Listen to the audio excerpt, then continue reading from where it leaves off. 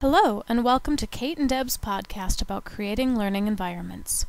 As I start the journey towards being an educator, I find myself imagining my future classroom. What will I put on the bulletin boards? Will I have fun knickknacks that convey my personality as well as tie into my future lesson plans? Perhaps years of helping my mom create displays for her media center has given me a bit too much to think about for my future classroom. Most of us probably remember little from the classrooms of our childhood schools, perhaps a funny poster here or some eye-catching art there. The possibilities for your classroom are limited only by your imagination. However, we're here to talk about a part of the learning environment that's less flashy than bulletin boards and less fun than action figures. No matter what topic we're planning to teach, there's one part of the learning environment we're all likely to share, so let's focus on what may be the most forgettable and most important part of the learning environment: the desks. Yes, I said desks, or tables should that be your seating option of choice. Unless you're teaching Phi-Ed, your students will likely want to sit down while they struggle with reading, writing, and arithmetic. Once upon a time, desks came in one style, and those desks were almost always arranged in the same pattern. These days, desks come in many styles, and sometimes aren't desks at all.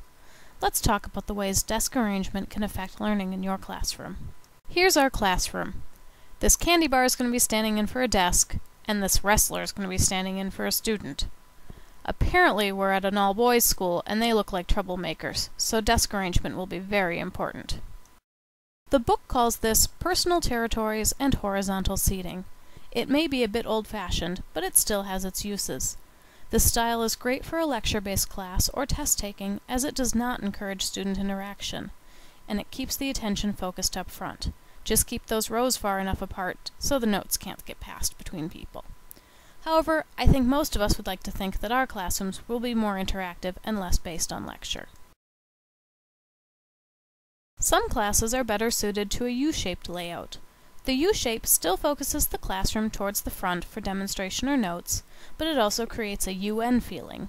They can see one another, and instead of just answering the teacher's questions, they are better able to react to one another.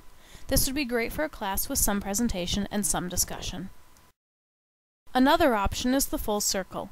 Having desks or tables in a circle can seem perfect, as no one has to sit in front and everyone can be seen at once, so no one can hide in the corner. However, it has pitfalls as well.